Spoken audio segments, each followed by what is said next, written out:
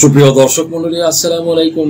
আমি advocate Mohammad Belayet Hossain, Bangladesh supreme court. আজকে দুর্দান্ত একটি টপিক নিয়ে আপনাদের সামনে হাজির হয়েছি। আজকের টপিকটা হলো যে মহা সুখবর, খাজনা আর দিতে হবে না। ভিউয়ার্স, খাজনা বা ট্যাক্স বা ভূমি উন্নয়ন কর মূলত সেই সমস্ত জমির উপরে আরোপিত হয় যেগুলো সরকার বা স্থানীয় প্রশাসন কর্তৃক নির্দিষ্ট শর্তের অধীনে ব্যবহৃত বা অধিকারী থাকে। তবে কিছু ধরনের জমির উপরে খাজনা দেওয়ার প্রয়োজন পড়ে না। কোন কোন জমির খাজনা দিতে হবে না সেই বিষয় ভিত্তিক আলোচনা ভিডিওর শেষাংশে আলোচনা করব, তাই সাবস্ক্রাইব করে সাথেই থাক। এবং অ্যাজ ওয়েল অ্যাজ যেগুলো জমির খাজনা দিতে হবে এবং ঘরে বসে পোর্টাল খুলে মোবাইলে খাজনা দিবেন সেই বিষয়গুলো ভিডিও শেষে শিখিয়ে দিব। সুপ্রিয় দর্শক মন্ডলী, শুনে হয়তো অবাক হবেন যে একটা নতুন বিধি প্রণয়ন হতে যাচ্ছে, যেটা হলো যে আমরা যে জমির যত কাগজপত্র এবং যত দলিল দস্তাবেজ আসে এগুলো এখন অনলাইনে ডাটাবেজ আকারে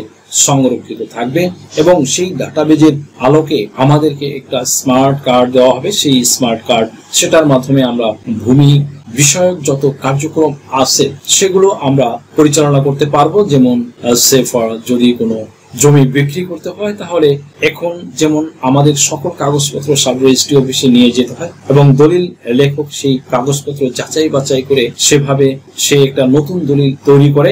কার বরাবরে তৈরি করবে?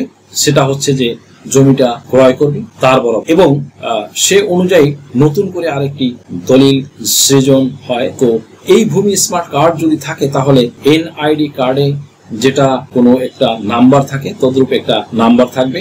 সেই নাম্বারটা যদি কম্পিউটারে নির্দিষ্ট সফটওয়্যারে যদি ইনপুট করা হয় তাহলে আমাদের যে জমি জমার যে ডিটেলসটা, দ্যাট মিনস জমি জমার যে ফিরিস্তি, সেটা বের হয়ে আসবে। আর সেটি বের হয়ে আসলে সেখান থেকে সে যতটুকু প্রয়োজন ততটুকু কপি পেস্ট করে একটা নতুন দলিল তৈরি করতে পারবে। আবার অটোমেটিক্যালি যতটুকু আপনি বিক্রি করলেন সফটওয়্যারের মাধ্যমে ততটুকু আপনার জমি থেকে রিডিউস হয়ে যায়, অর্থাৎ মুছে যায়, এবং যে ক্রয় করলো তার যদি আরো কোনো জমি থাকে সেটার সাথে সেটা অটোমেটিক্যালি সংযুক্ত হয়ে যাবে এবং সেভাবেই নামজারি প্রক্রিয়া সম্পন্ন হয়ে যাবে। তো এটা গেল এই যে জমির বিক্রি এবং সাথে সাথে নামজারি এরূপ একটা ব্যাপার। এরপরে আসি, অনেকেই বিভ্রান্ত হন যে খাজনার নাকি আর দিতে হবে না, খাজনা পরিশোধ করার নাকি দরকার নেই, ইত্যাদি ইত্যাদি।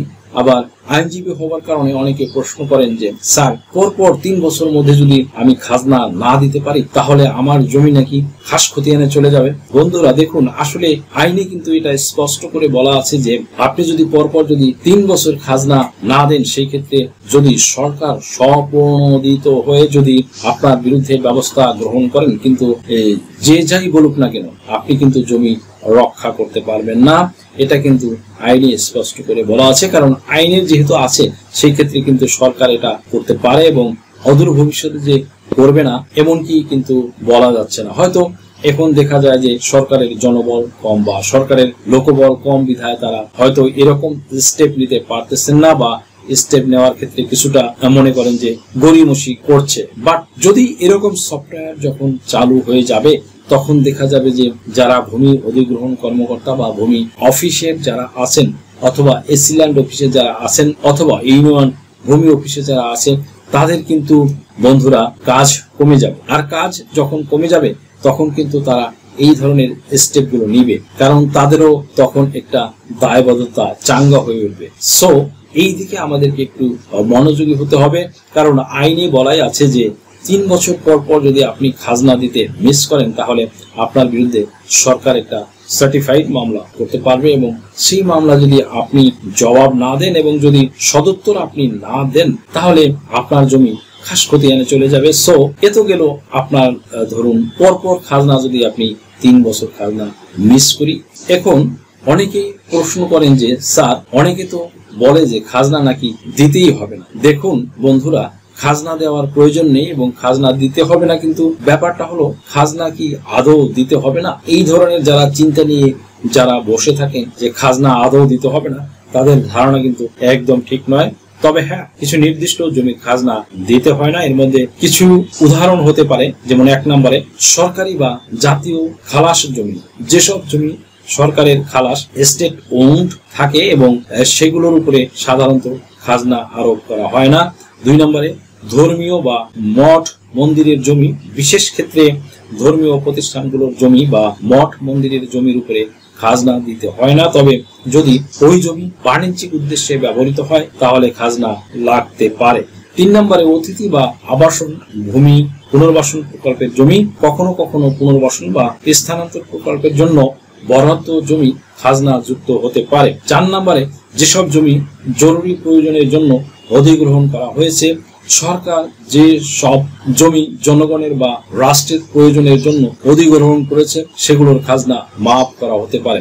এছাড়া কিছু কৃষি জমি বা বিশেষভাবে রক্ষিত বা সরকারি ঘোষণা অনুযায়ী কিছু জমি খাজনা থেকে মুক্ত থাকতে পারে। তবে স্থানীয় প্রশাসনের নিয়ম বা সরকারি বিধি অনুযায়ী এই নিয়ম পরিবর্তিত হতে পারে। সেই ক্ষেত্রে সম্পত্তি যে কাগজপত্র সেগুলো নিয়ে যদি জেলার যে অকফে বোর্ড সেখান থেকে সার্টিফিকেট নিয়ে যদি জেলার যে ডিসি মহোদয় থাকে বা জেলা প্রশাসক মহোদয়, সে জেলা প্রশাসক মহোদয়ের কাছে আবেদন করেন এবং সে আবেদনের প্রেক্ষিতে সে জেলা প্রশাসক মহোদয় অ্যাসিল্যান্ড বরাবর একটি নোটিশ জারি করবে, চিঠি দিবে। সেই চিঠির প্রেক্ষাপটে সে সেটা তদন্ত করবে সরেজমিনে এবং তদন্ত করে যদি আমার মনে হয় যে হ্যাঁ এটার খাজনা মওকুফ করা দরকার এবং এটা একটা পাবলিক ডিমান্ড, তাহলে বাংলাদেশ গভর্নমেন্ট এর হয়ে জেলা প্রশাসক মহোদয় সেটা মওকুফ করে দিতে। কিন্তু বন্ধুরা, ব্যক্তির যে সম্পত্তি, ব্যক্তির সম্পত্তির ক্ষেত্রে কিছু কন্ডিশন আছে, সেই কন্ডিশন যদি আপনারা ফিল আপ করতে পারেন, অর্থাৎ আপনার খাজনা দেওয়ার মতো কোনো অ্যাবিলিটি নেই, কারণ আপনি একজন কৃষক এবং একদম প্রান্তিক একজন কৃষক, আপনার জমি থেকে যে পারিতোষিক আপনি পান সেটা দিয়ে আপনার খাজনা দেওয়ার মতো আসলে অবস্থাই নেই। সেই ক্ষেত্রে আপনি যদি আপনার অসহায়ত্ব প্রকাশ করে যদি ডিসি মহোদয়ের কাছে যদি আবেদন করেন, তাহলে সেই ক্ষেত্রে সেম কন্ডিশন, অর্থাৎ সেটা সরে জমিনে তদন্ত হবে এবং তদন্তপূর্বক যদি সেটা ডিসি মহোদয় যদি স্যাটিসফাইড হন তাহলে আপনার খাজনা সে মওকুফ করতে পারেন। বাট এমন না যে সে খাজনাটা আপনাকে প্রত্যেক বছরেই মওকুফ করে দিবে। দ্যাট মিনস আপনি যে বছরের মওকুফের জন্য প্রার্থনা করবেন ওই বছরের জন্য সেটা মওকুফ হতে পারে, অথবা 2 বছরের জন্য হতে পারে, 3 বছরের জন্য মওকুফ হতে পারে, কিন্তু সেটা কন্টিনিউ যে প্রত্যেক বছরের জন্য মওকুফ হবে এমন কিন্তু নয় বন্ধুরা।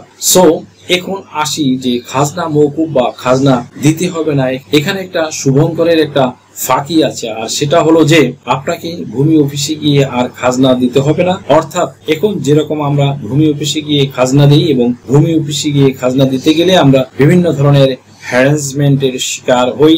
এক হলো যে আমার খাজনা আছে সে ফর এক্সাম্পল 200 টাকা, কিন্তু আমাকে দেখা যায় যাতে সেই ক্ষেত্রে 5000, 7000, 8000, কোনো সময় 9000 এরকম একটা ফিগার দিতে হয়, না হলে আমাকে আমার খাজনা রসিদ দিচ্ছে না বা সলচাতুরি করে বিভিন্ন ভাবে আমাকে হ্যারাসমেন্ট করতেছে। কিছু প্রতারক চক্র সেখানে আগে থেকেই থাকে, সিন্ডিকেট তাদের চক্করে পড়ে আপনি বাধ্য হয়ে 200 টাকার জায়গায় আপনি দেখা গেল যে 2000 দিয়ে আসছেন।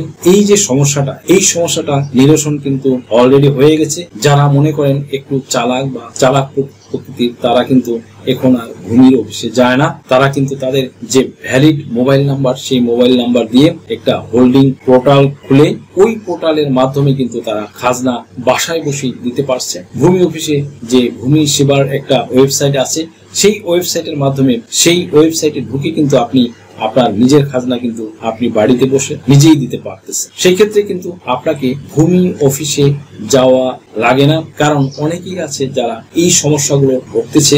আর এই জন্যই হয়তো অনেকে বলে যে খাজনা আর দিতে হবে না। আসলে খাজনা আর দিতে হবে না মিন্স এটাই যে আপনার ভূমি অফিসে গিয়ে খাজনা দিতে হবে না, কারণ আপনি যে অতিরিক্ত যে টাকাগুলো দিচ্ছেন সেগুলো দেওয়ার দরকার নেই। কারণ আপনার খাজনা হলো যে বাৎসরিক খাজনা ধরেন 200, কিন্তু আপনি খরচ করতেছেন 2000 বা 5000 বা 7000 টাকা, কোনো সময় তারও বেশি টাকা। এই যে এক্সট্রা টাকা, দ্যাট মিনস 200 এর উপরে যে এক্সট্রা টাকা, এগুলো আপনার দেওয়ার আর দরকার হচ্ছে না।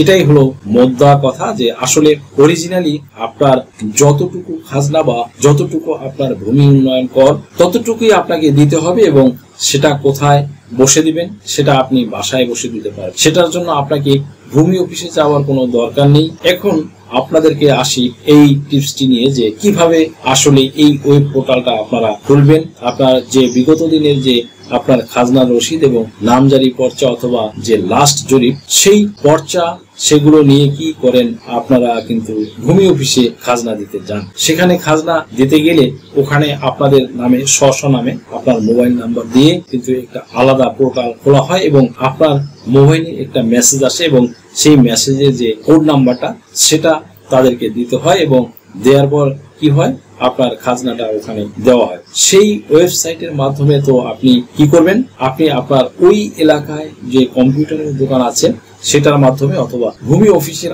আশেপাশে যে কম্পিউটারের দোকানগুলো থাকে সেখানে আপনি বলবেন যে ভাই একটা কাগজে আমার আইডি নাম্বারটা অর্থাৎ ওই পোর্টালের যে ইউজার আইডি নাম্বার সেই আইডি নাম্বারটা এবং আমার যে পাসওয়ার্ড আপনি ব্যবহার করেছেন সেই পাসওয়ার্ডটা আপনি আমাকে দিয়ে দেন। তারপরে আপনি যদি নিজে না পারেন, আপনার ভাই ব্রাদার, ছেলে মেয়ে বা নাতি নাতনিরা যারা আছে যারা স্মার্টফোন চালাতে পারে তাদের মাধ্যমে আপনি কি করবেন, ওই পাসওয়ার্ডটা বাসায় গিয়ে আবার পরিবর্তন করে ফেলবেন। পরিবর্তন করে আপনি পরবর্তীতে পাসওয়ার্ড সংগ্রহে রাখবেন, একটা ডায়েরিতে লিখে রাখতে পারেন অথবা কাগজে লিখে রাখতে পারেন। পরবর্তী বছর আপনি আবার সেই পোর্টালে ওভাবে ঢুকে ওই পাসওয়ার্ড ইউজ করে আপনি কিন্তু দেখতে পাবেন যে আপনার কত টাকা ওখানে খাজনা আছে, কারণ ওটা ওয়েবসাইটে শো করবে। সেই অনুযায়ী আপনি কিন্তু বিকাশ রকেটের মাধ্যমে আপনার খাজনা পরিশোধ করতে পারবেন। That's it.